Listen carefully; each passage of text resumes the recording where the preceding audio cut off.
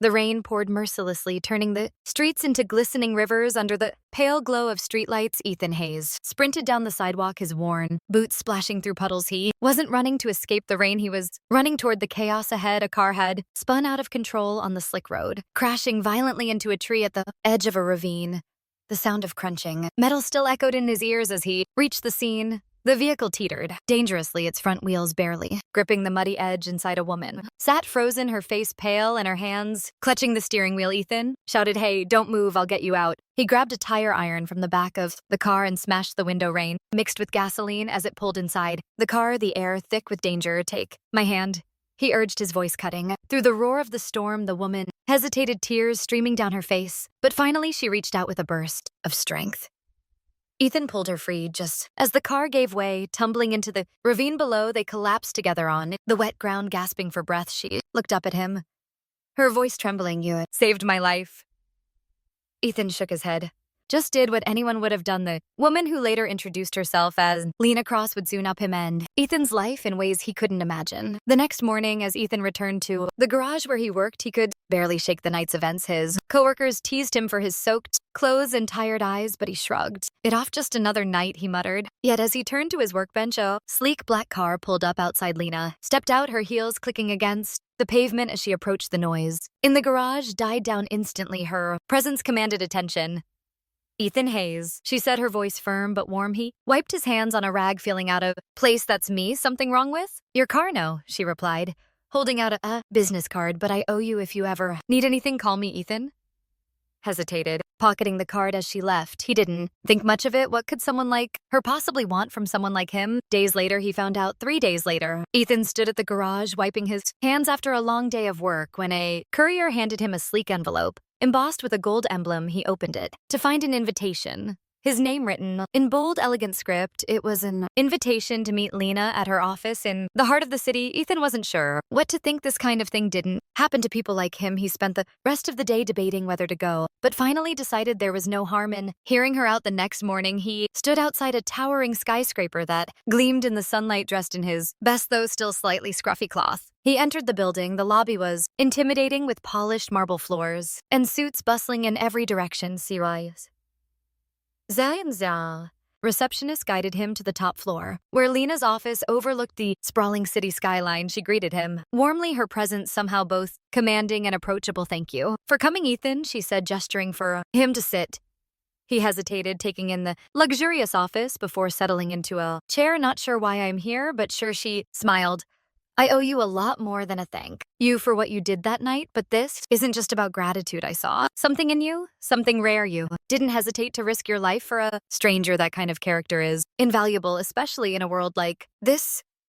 Ethan shifted uncomfortably. "I'm just a panic, Miss Cross. Call me Lena," she corrected. "And you're not just anything. I want to offer you an opportunity. A job, working directly with me. I think you're capable of far more than you realize." Her words caught him off guard. "A job doing what exactly?" "Start as my assistant," Lena explained. "Learn the ropes, get a feel for this world. You have potential, Ethan, and I want to help you unlock it."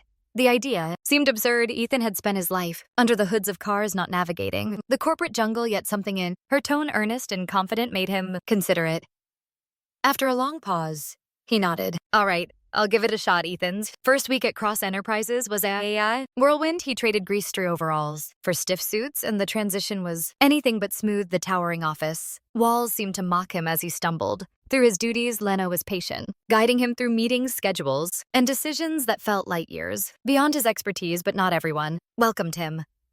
Whispers followed him through the halls, murmurs of favoritism and doubt. "Just another charity case." One senior executive sneered as Ethan passed by. The tension boiled over during a meeting where Ethan presented a project idea. Mark Talbot, a high-ranking manager known for his sharp tongue, interrupted with a laugh. "This is amateur hour. Why are we wasting time on this?" Ethan froze, his confidence crumbling under the weight of the criticism. But as his eyes met Lena across the table, her calm nod bolstered him.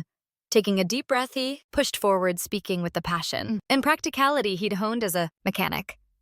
When he finished, the room was silent, then slowly heads began to nod. Even Lena smiled, her pride evident. For the first time, Ethan felt like he belonged, not because of where he came from, but because of what he brought to the table. As weeks turned into months, Ethan adapted his ideas, saved the company money, and even his harshest critics couldn't deny his growing value. Lena remained his steadfast mentor there, bond deepening with late-night brainstorming sessions and candid conversations, yet success brought complications. Rumors swirled about their relationship. Whispers that Lena support went beyond professional. Ethan tried to ignore the gossip, but it gnawed at him. He didn't want his achievements overshadowed by baseless assumptions. One evening, as the sun dipped below the horizon, he found himself alone with Lena in her office.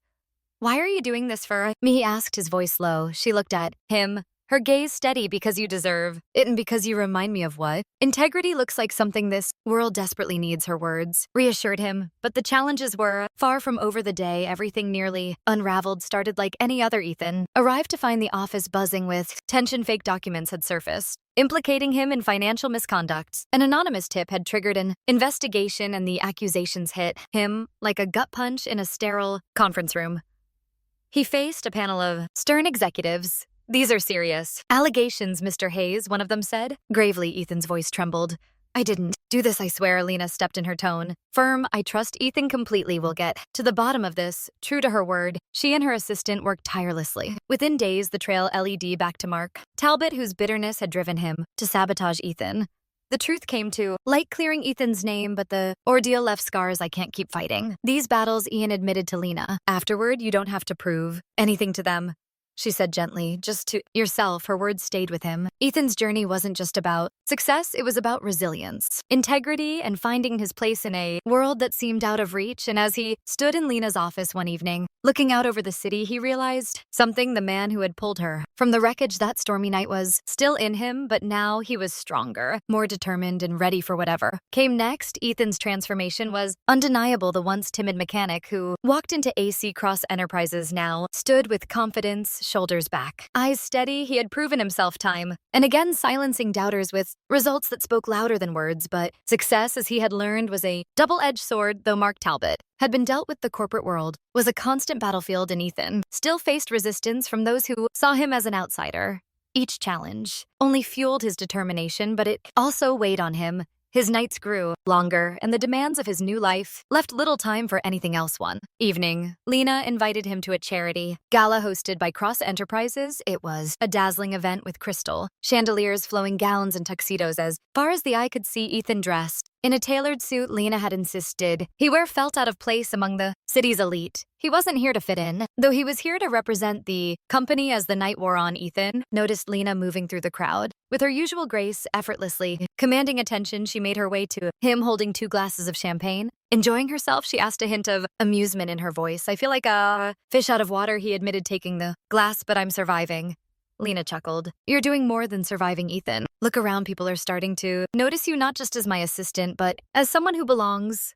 Her words were encouraging, but Ethan couldn't shake the feeling that not everyone was on his side. As he scanned the room, he caught sight of a group of executives huddled together, their glances toward him anything but subtle. Among them was a man he didn't recognize, tall with sharp features and an air of authority. "Who's that?" Ethan asked, nodding toward the man. Lena followed his gaze, her expression tightening. "That's Victor Crane. He's been eyeing a merger with Cross Enterprises for years. He's powerful, ruthless, and not someone to be underestimated." Ethan sensed there was more to the story, but before he could press further, Victor approached Lena. He said, smoothly, extending a hand. "Always a pleasure, Victor." Lena replied, her tone polite but cool.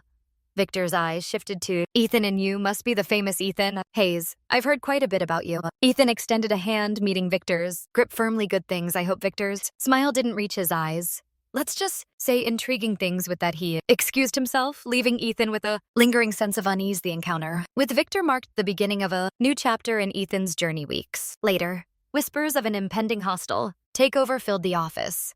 Victor Crane was making moves, and Lena was in his crosshairs. Cross Enterprises had weathered storms before, but this was different. Victor's influence was vast, and his tactics were underhanded. Ethan found himself pulled deeper into the fray. Lena trusted him with critical tasks, from gathering data to attending high-stakes meetings. Each day was a test of his resolve, his ability to navigate a world where alliances shifted like sand. But it wasn't just the corporate chess game that weighed on him. It was the toll it was taking on Lena. One late night, as they worked in her office, Ethan noticed the exhaustion etched into her face. "You've been carrying this company on your shoulders for too long," he said. Lena sighed, leaning back in her chair. "It's my responsibility. My family built this from the ground up. You don't have to do it alone." Ethan said, "You've got people who believe in you."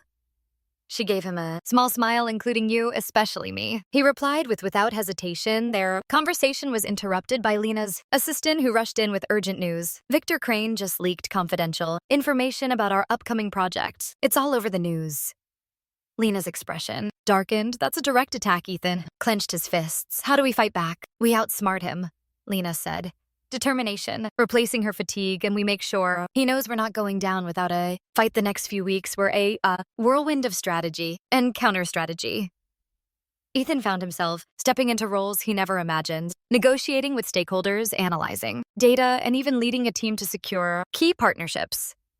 Lena's MHIP was invaluable, but she also gave him room to prove himself. The turning point came during a crucial board meeting. Victor Crane had managed to sway several members to his side, and the atmosphere was tense. Ethan sat beside Lena, his heart pounding as the debate grew heated. When it was his turn to speak, Ethan stood drawing on every ounce of courage he had. I know I'm not what you'd expect. In this room, he began.